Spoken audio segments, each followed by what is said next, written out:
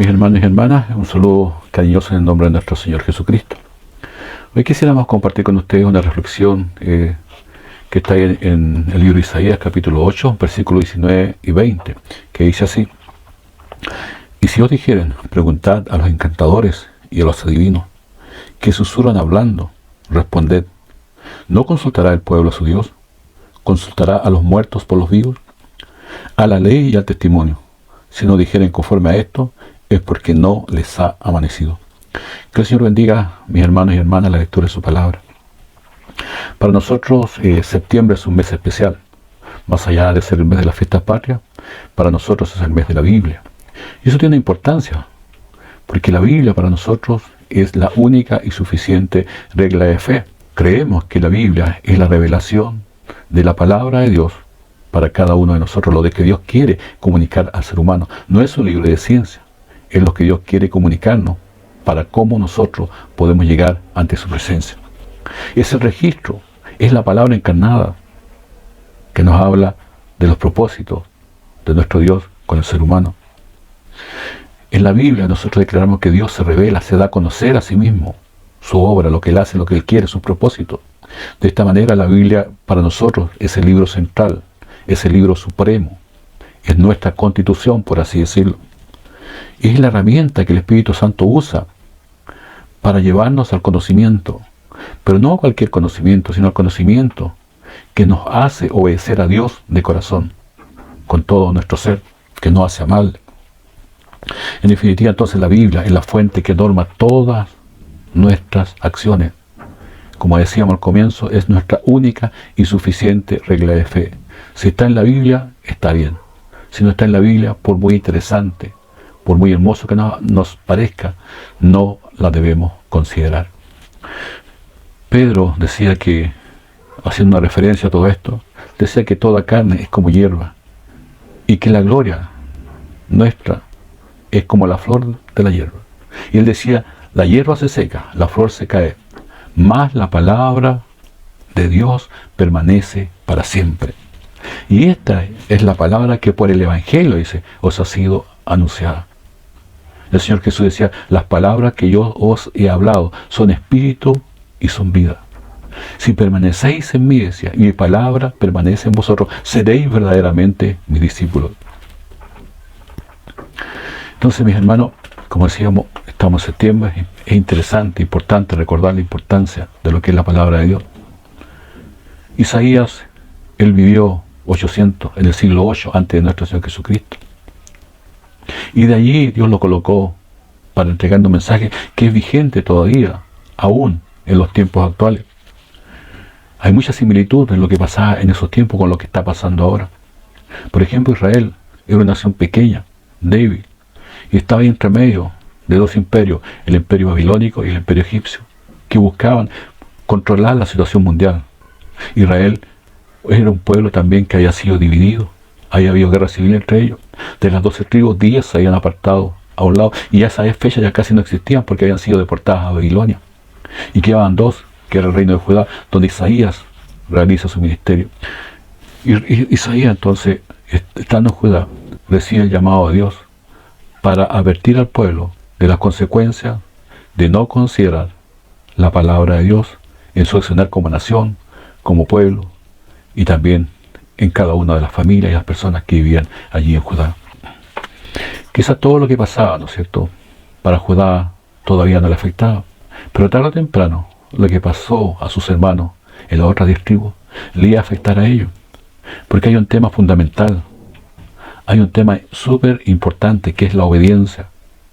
La obediencia, ellos decían que eran el pueblo de Dios, que tenían el templo de Dios, pero nada de eso les sirvió, porque estaban lejos de la obediencia. Cuando Dios reprende a Saúl, le dice, obedecer a Dios es mejor que multitud de sacrificios. Es la obediencia entonces la que interesa, es la obediencia la que Dios busca de cada uno de nosotros. De tal manera que Isaías interviene para llevar el pueblo a Dios. Pero en ese tiempo el pueblo, los que gobernaban, preferían la alianza con otros países, con Egipto. Preferían, frente a la amenaza, buscaban protegerse con otros, aliándose con otros países. Cuando ellos tenían una alianza mucho más importante, que era la alianza con Dios. Dios le había dado el pacto, le había dado la ley, le había dado las ordenanzas, y le había dicho que si ellos eran obedientes, Él los iba a proteger, Él los iba a cuidar. Pues ellos prefirieron dejar de lado la alianza con Dios y buscaron alianza con otros países. Y en la parte interna, ellos, en vez de escuchar a Dios, el pueblo, en vez de escuchar a Dios, prefería escuchar a divinos y a encantadores, aquellos que decían predecir el futuro con ritos y conjuros mágicos y cosas semejantes. De tal manera que el ambiente social que había, producto de todo esto, era un ambiente de injusticia y de desigualdad tremenda. Producto de la prosperidad, ellos habían caído en la idolatría. Y la economía, la riqueza, se había amontonado en algunos. Y esos pocos oprimían al resto del pueblo. Cuando leemos, por ejemplo, entre paréntesis, el libro de Amós, ahí encontramos cómo él denuncia la injusticia social, la desigualdad social, que no es agradable a los ojos de Dios. Así, entonces, el ambiente espiritual era una constante en medio de ellos. Producto de todo esto, como decíamos, ellos habían caído en la idolatría. Incluso hubo un rey que sacrificó a su propia hija, quemándola en el fuego para ofrecerla al dios Moloch. Otros quisieron mezclar su adoración a Dios con la adoración a ídolos. Es más, algunos quisieron también e introdujeron ritos paganos en el templo, en la oración al Dios de Israel. Todo eso trajo como consecuencia la advertencia de Dios para el pueblo de Israel. Lo normal para ellos, cuando tenían algún problema, alguna dificultad, algo que resolver, algo que superaba sus conocimientos, sus capacidades, era preguntar a lo que ellos denominaban los encantadores y a los adivinos. Es más, otros querían y consultaban a los muertos, dice, por los vivos. Y la pregunta que Dios le hace a través del profeta, y nos hace también a nosotros, no consultará, dice, el pueblo a su Dios. No consultará el pueblo a su Dios. ¿Dónde vamos cuando tenemos alguna consulta? ¿Dónde vamos cuando tenemos alguna necesidad? ¿Dónde vamos cuando tenemos algún problema? Ellos recurrían a los encantadores, a los adivinos. Ellos recurrían a la parte oculta, cuando podrían haber recurrido a lo que Dios siempre le había señalado. Jesús dijo: el que a mí viene, yo no le echo fuera. Entonces, de acuerdo a todo esto, ¿cómo oiremos de Dios? ¿Qué es lo que espera Dios de su pueblo? ¿Cuál es el punto de contacto con el Dios verdadero? La llamada entonces es enfática. La respuesta es una sola, no admite ninguna otra consideración. Dice: a la ley y al testimonio, refiriéndose a la palabra de Dios. Esta es la única ley que debían cumplir para acercarse a Dios. A la ley la tenían ahí, el testimonio. Hay una correspondencia desde Génesis a Apocalipsis. Más de 1500 años pasan desde que se escribió Génesis hasta que se escribió Apocalipsis.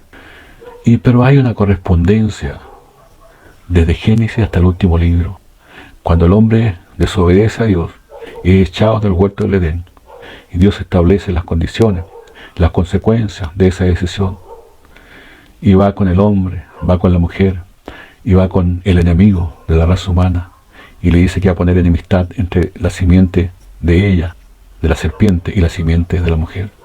Y dice Dios que la simiente de la mujer va a herir a la simiente de la serpiente en la cabeza, y que ella, la simiente de la serpiente, va a herir a la simiente de la mujer en el calcañar. Hay una referencia ahí a lo que hace nuestro Señor Jesucristo en la cruz del Calvario, cuando dice la palabra que por una sola ofrenda hizo perfectos para siempre a los santificados. Y cuando vamos al último libro, en Apocalipsis dice: y aquí vengo pronto, retén lo que tienes, para que ninguno tome tu corona. La Biblia entonces, de Génesis a Apocalipsis, nos habla del Redentor, nos habla de Jesucristo. Y eso es lo que debía el pueblo de Israel recordar, recurrir. Pero ellos prefirieron otras cosas. Los santos hombres de Dios, decía Pedro, hablaron siendo inspirados por el Espíritu Santo. No fueron de invenciones de ellos. Dios ocupó sus características, sus cualidades. Por ejemplo, Isaías es un libro poético, pero el mensaje fue inspirado por el Espíritu Santo. ¿Cómo iremos para recibir una palabra de máxima autoridad que no se pueda rebatir? ¿Cómo encontraremos discernimiento entre lo que es de Dios y lo que puede ser de otra fuente? A la ley y al testimonio, a la palabra de Dios, a la Biblia debemos recurrir. Me dirijo a los antiguos, a los sabios, a los de experiencia. ¿Se acuerdan cuando recién comenzábamos en los caminos de Dios? ¿Cuál era nuestra primera o una de nuestros primeros anhelos, nuestras primeras metas? Comprar una Biblia, adquirir el texto sagrado. Hoy día, con todos los adelantos, ya no hay que hacer ningún esfuerzo para adquirir una Biblia. En los móviles usted puede descargar distintas versiones. Y a veces escuchamos que hablamos, por ejemplo, de la nueva versión internacional que dice esto, pero la Septuaginta dice aquello, o la Reina Valera del 60 dice esto, como que si hubiera una contradicción entre ellas. Pero lo que Dios espera, que la Biblia no esté en nuestros móviles, que ayuda sí, pero lo que Dios espera, o lo que es importante, o lo que es necesario, es que esa Biblia esté guardada en nuestro corazón. Lámpara es a mis pies tu palabra, y lumbrera a mi camino. Si queremos dirección, debemos entonces recurrir a la palabra de Dios. Hay otra fuente también que no podemos descuidar ni negar. Es cierto, Dios habla a través de sueños, a través de visiones. Cuando Dios habló con María, lo hizo a través de un ángel. Cuando Dios habló con José, lo hizo a través de sueños. Dios es soberano y Él puede hacerlo como Él quiere. Pero toda revelación debe ser probada a la luz de lo que dice la palabra de Dios. Si no está conforme a la palabra de Dios, entonces debe ser desechada. Porque Dios nunca contradice lo que Él ha escrito. Él no es como nosotros, como muchos de nosotros, que borramos con el codo lo que escribimos con la mano. El apóstol Juan decía: amados, no creáis a todo espíritu, sino probad primero, decía, los espíritus si son de Dios, porque muchos falsos profetas han salido por el mundo. Y en esto, decía, van a conocer ustedes los espíritus si son de Dios o no son de Dios. Todo espíritu que confiesa que Jesucristo ha venido en carne es de Dios. Y todo espíritu que no confiesa que Jesús ha venido en carne no es de Dios. Amados, este es el espíritu del anticristo, el cual vosotros, dice, habéis oído que ha de venir, dice, y que ahora, decía él, 2000 años atrás ya, decía, ya está en el mundo. Hay mucho error, hay mucha confusión. Ya hay temor de apartar alguna enseñanza, porque fue recibida a través de un medio especial. Pero es interesante recordar que el apóstol Pablo, cuando iba predicando, ¿se acuerda? Será una muchacha que tenía un espíritu de adivinación. ¿Y qué es lo que decía ese espíritu? Decía: estos son siervos del Dios Altísimo que les anuncian el Evangelio de salvación. ¿Estaba diciendo una mentira? Pero lo que hacía era, ¿no es cierto?, inutilizar el espíritu de la muchacha. Estaba haciendo algo que no estaba aprobado de parte de Dios. De tal manera que el Espíritu Santo usó a Pablo y echó al espíritu inmundo de esa muchacha. Y usted sabe las consecuencias que eso tuvo. Es más, cuando el Señor Jesucristo se enfrentaba a los espíritus inmundos, muchos de ellos declaraban: yo sé que eres el Santo de Dios. Y la Biblia dice que Él los reprendía y los echaba afuera, porque Él no necesitaba aquella proclamación.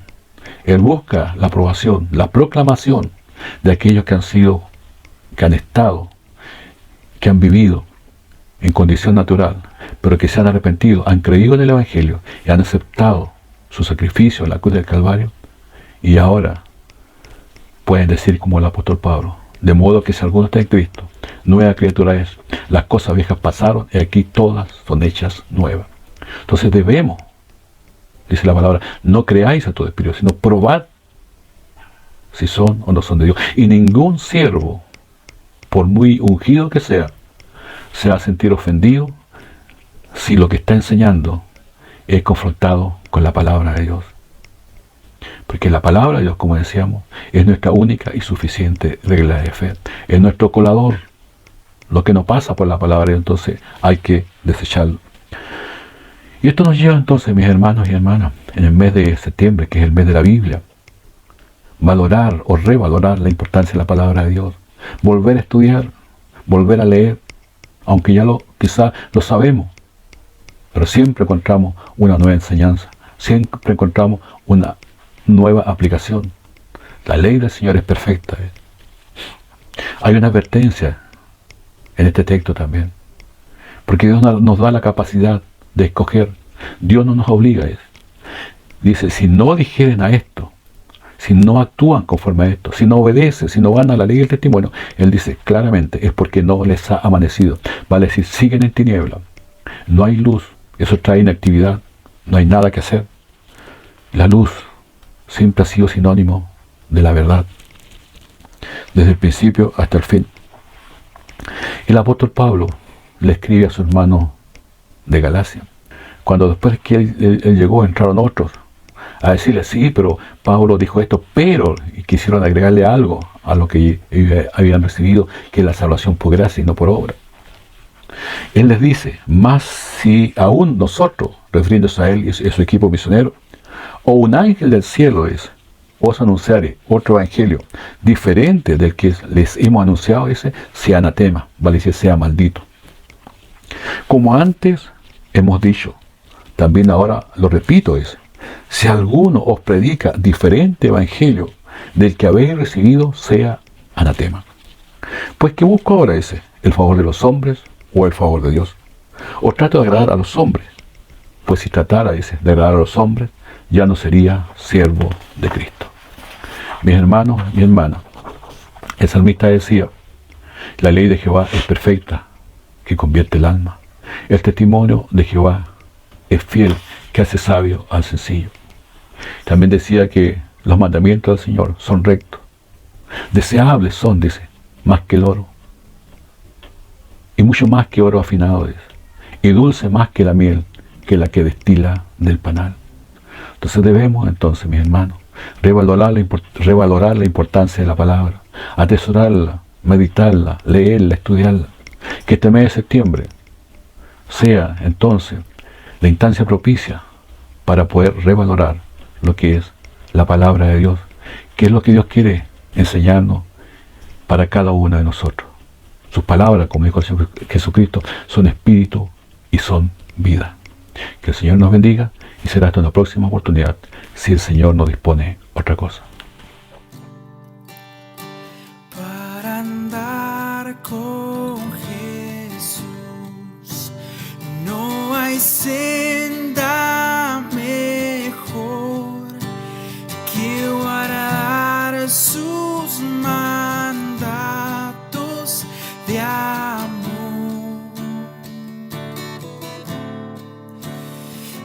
Obedientes a Él, siempre habremos de ser